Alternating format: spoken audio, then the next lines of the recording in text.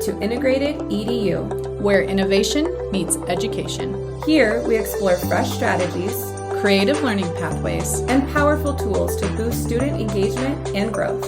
Let's elevate education, one idea at a time. Hey, educator friends, welcome back to Integrated EDU. I'm Megan. I'm Kara. It is the best time of the year. It sure is. State testing is right around the corner. Wait, what? What? No, that's not why it's the best time of the year. But if you are in a testing grade, if you know, you know. It is that time where we're trying to get it all in. We're wrapping things up. We're trying not to start anything too crazily new. State testing is there. We're prepping for that. Our kids are getting a little squirrely. In Wyoming, the weather's getting nice and we want to spend more time outside. Absolutely. So the question remains is, why is it the best time of the year? Well, actually, the best time of the year is this April, May, and maybe even into June, if that's how long your school goes for. It's because our students have been prepped for this entire time they've been with you. The culture's feeling really good. Your relationships are really built up. Your students are connecting with each other. They're challenging themselves. They're not afraid to take risks. You know, it's that time to really dive into something solid.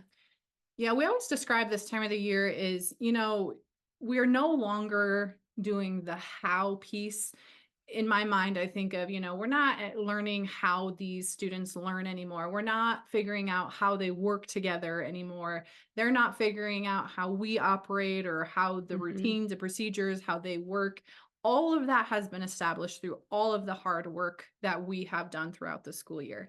Now is the time of the year to really capitalize on being able to remove that piece and really dive into what Meg said of the what.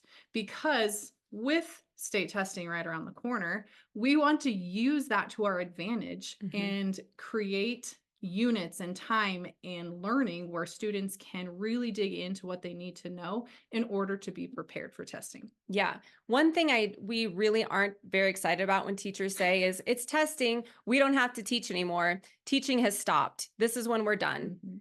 No, friends, that's not it. Now's our time to really push our kids because they have all of that already behind. Now, do we still have to remind them about the little classroom expectations all the time? Absolutely. Yes. They're kids. As adults, we need to remember things. So don't discredit. We're still helping our students remember those expectations, but it's a lot less. It's been reduced. So what does that look like in your classrooms? How can you use the best time of the year to really capitalize for your students? Kara and I just started a wonderful unit. It's our last unit of third grade, and it is forces in motion. Here's the thing. Third grade, all the way up, you're needing to read text and you have to answer questions. You have to find main idea. I don't care what grade you teach. That is a difficult skill. The higher up you go, the more rigorous it needs to be. Asking questions, finding evidence in the text. So now's the time to build one of those units. We're taking forces in motion, something our students are really excited about. And we're putting in standards like that for them to practice, to solidify the skills that they know. We're reading those articles on that content, and we're really diving deep into how to use those comprehension skills inside of forces in motion. And one thing that we are really trying to capitalize on in this time of the year is utilizing classroom learning experience to solidify understanding.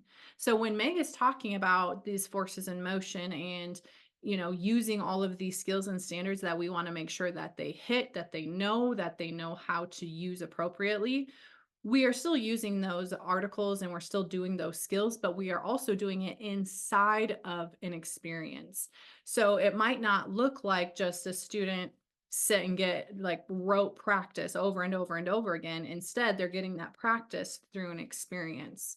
So those students who may be struggling or didn't understand the concept or the content the first time, Now they're having a chance to practice those skills while trying to understand the content at the same time. So you're getting a little bit more bang for your buck at the same time. Absolutely. In fact, we just did that. We brought Hot Wheels into our third Mhm, grade classrooms. Our students were having a very difficult time understanding friction, mhm, understanding the amount of force, mhm, Newton's laws. And we thought, all right, we got to help them figure this out. What experience can we bring in? yep, So we brought in Hot Wheel cars. mhm, We talked about friction and different surfaces on our classroom floor, on mhm, the table. We talked about how much force, acceleration.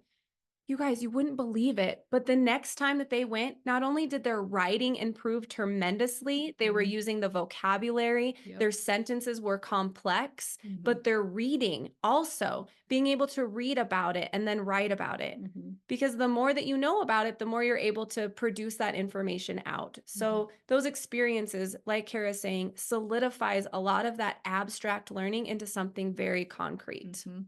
And it also provides too, one thing I just off the top of my head that I remember when we were going through some of the articles is we were able to then refer back to the experience if they were having a trouble understanding maybe a certain like vocabulary term or word in the sentence. Like, okay, let's think about that experience. Let's think about what this sentence is saying. So again, getting them practicing those skills that we want to make sure are honed in for the testing we know is coming up, but doing it in a little bit different way. We always like to say, think about it a little bit differently. Mhm. Like, we're going to do this together. We're going to think a lot about it a little bit differently. Same goes for this. We believe truly this is the best time of the year. And it's not because state testing is coming up, but because, our students are so ready and they're primed for these experiences. And so we're wanting to utilize that to, enhance their skills and engage them before testing starts. Yeah. And you guys, it's the end of the school year. Yeah. They're tired. We're tired. Mhm, We don't want to sit and get anything. They're mhm, not going to listen. The behaviors are going to go up, mhm, right? So if we're engaging our students in different pathways, mhm, their behaviors are going to stay at a minimum. You're mhm, not going to see them go up as the year goes on and as the year ends mhm. because you're engaging them in different ways. It's not so hard for them to understand the content that you're asking them to understand. So Absolutely. it's kind of one of those things. It Mhm. really is the best time of the year. It truly is.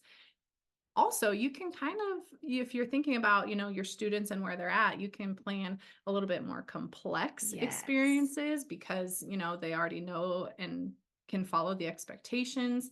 They're comfortable with each other, so the discussions are a lot richer. And it just really creates a cool atmosphere in the classroom when you use experiences and pathways to, get them prepared for testing, but also just to finish out the year strong. Yeah. Okay, so here's the thing. Maybe you haven't tried any pathways, you're not really doing experiences, you're listening to us, you kind of get it, it Mhm, sounds really good, mhm, but you're not sure. Now's the time to try it. mhm, Now's the time to do something different in your classroom mhm, that you've been thinking about doing since you start hearing about us the first part of the year. mhm, Because your kids are going to be able to understand it more now mhm, that you understand them and they understand you. mhm, So instead of thinking, oh, I'll just start next year. I don't know, I'll start it in a new year. Now, try it mhm, now. So think of a topic that you're teaching in your classroom in the next month. mhm, What could you do to change the way you're delivering that instruction for your students? mhm, Could you add in a visual arts piece? Could you add in movement? Maybe you're going to do storytelling. How could it look a little bit different mhm, than you've done it in the past? mhm, Also, thinking about your students, what one do you think they would kind of gravitate towards right now? Keeping mhm. those behaviors at a minimum because you're changing the way you're instructing them. This is your time to really shine and try things out because honestly, if it flops and it doesn't go well, well, try again tomorrow, right? Like it's going to be okay. It's going to be Yeah. okay. So now's the time to give it a go. Yeah, and I'm just kind of thinking about how we kind of go about planning these experiences, especially towards the end of the year. Like Meg said, first you're thinking of that content or that topic that, that you either need to hit or that you want to revisit. The second thing that we do a lot of times is we think, what other standards could we bring into this? And does not have to be within that same subject area. Wait, Are you talking about integrating content together, Kara? You got me. You got me. Because again, this is the perfect time of year to bring in other content standard skills that they need to be revisited, Mhm. and it can be integrated together. So whether, you're starting with a language arts piece, well, is there a social studies or science topic that they maybe struggled with, or you want to revisit, or you want to go deeper with, you could integrate together. So first, you're finding your content or your topic. Second, you're thinking, what other standards could we integrate together cross curricular? Then, when you get all of those pieces together, now they have to fit purposefully together. Yes. If it's not purposeful, you're going to be frustrated, your Hmm. kids aren't going to understand, and you're going to scrap it. Hmm. So make sure that the connections that you're making make sense. Yes. After you've done that, then you can start thinking about an experience that you can create where you can elevate some of those content standards that you're working on. Hmm. What's one of the standards that you know students have struggled with in the past to understand? It takes you a little bit more to Hmm. get them to the point you need them. That's your point. That's where the Mhm. pathways come into play. That's where the experiences come in. Mhm. How can you change it up just enough for them to understand it at a deeper level? Absolutely.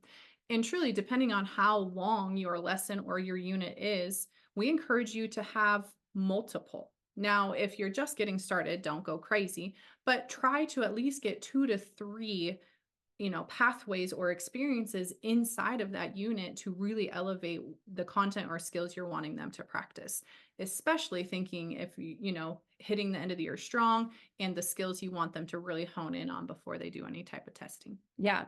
And then if you're thinking about all of this, you could take it to the next level. And we like to see where our students are based on the experiences and the content that we're teaching them. So you could do a short little assessment Mhm. where it's more of you're giving your students more of an experience to assess them Mhm. rather than just a paper pencil. So you can I know. You're saying that assessment could maybe be fun? It could be. I did not say that state assessments are fun, but Touche. assessment can be fun.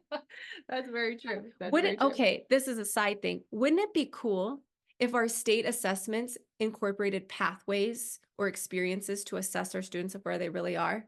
It would be pretty amazing. I don't know how that's gonna I look, don't know but how that would look, but it would truly give a better feel to where students actually are and yes. where their true knowledge lies. I mean, we have a whole thing with, you have students with high test anxiety and all of the things. We could get on a huge We soapbox with could, this. we So, could. So thinking about where your students are, the first thing that you want to do is get one of those topic that you want to Mhm. teach, a unit. What standards are you going to hit? Can you get some integrated standards together? And then what experience can you use to Mhm. elevate that learning? And then Absolutely. if you have enough time and you want to see where your students are, assess them a little bit differently to see where they're Yep. at. The final piece, what we like to also think about when going through and planning is how are students going to share? What is the end goal? What do you want them to produce or get out of it at the end? And how are they going to share their knowledge? So sometimes it goes along with that assessment piece, and sometimes it just might be something a little bit different. But just think, how are they going to share? How are they going to present their knowledge? And how are you going to gather what they know? And what's really cool is by the end of the year, by this time, students are feeling more comfortable Mhm. with each other and with you. So they can get a little bit more excited about standing up in front of their peers and, sharing a little bit more. Mhm. I have a student in my class this year that she was terrified of really making any mistake at all, speaking up. She's so, so quiet. And she loved sharing our latest project. They had to stand up and share all the things that they did with their peers, and she thrived through it. So just putting her in different groups and working with peers and in those different situations and those experiences, she now has the confidence to stand up and really Mhm. show her thinking, and her peers are like, oh, wow, she really understands what's going on. Mhm. I'm learning from her. So there's Mhm. just such great opportunities at this time of the year to really hone in on. Absolutely. And I love how you said like she had built her confidence, because I think that goes to show too with experiences and pathways. It's not just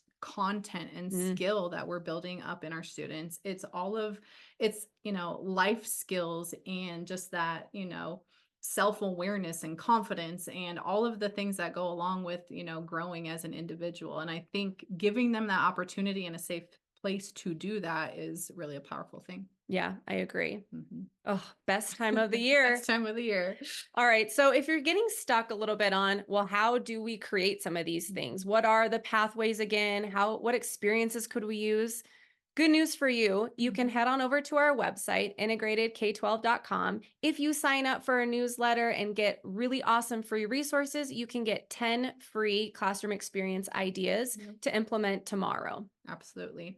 Also, if you head on over to our blog, we have past posts about how to kind of go through the planning stages of it as well. So if you're looking for any of that information, it is on our website as well. And last but not least, our friends, we have our book, The Elevated Educator. It's coming out April 30th. So if you're listening to this after that date, it is already out on Amazon. So head on over there. This book is packed full, 80 plus ideas of how you could incorporate pathways and experiences into your classroom. They are ready to use ideas. And we give you the first part of the book is all about why and how. This is not just theory. It is field tested and it's ready for you to use. It is the blueprint of how to make this work in your classroom. Absolutely. We've created it for educators because we want students to experience classrooms with experiences and pathways to elevate education in the best possible way. And we kind of want to have fun. All right. So if you've tried any experience, any pathway, this is your best time of the year. We'd love to hear from you. So make sure that you comment or post on this video. Make sure that you follow the blog that goes along with this because we'll provide you more information. Absolutely. Don't forget to like and subscribe and share with all of your educator friends. Thanks. And we hope that you also have the best time of the year. If you enjoyed this video, don't forget to like, subscribe, and share it with fellow educators. Join the conversation in the comments and let us know how you're applying these strategies in your classroom. Together, we can create meaningful learning experiences for all students. Thanks for watching. We'll see you in the next one.